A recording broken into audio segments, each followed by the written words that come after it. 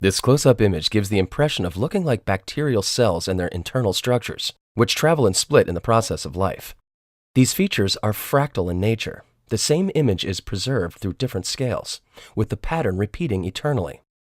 The reality is, we're looking at one of Mars' polar regions, the South Polar Residual Cap to be precise.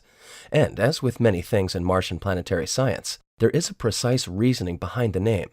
With the coming and going of the seasons, this is an area on Mars where ice remains even after the peak of summer arrives.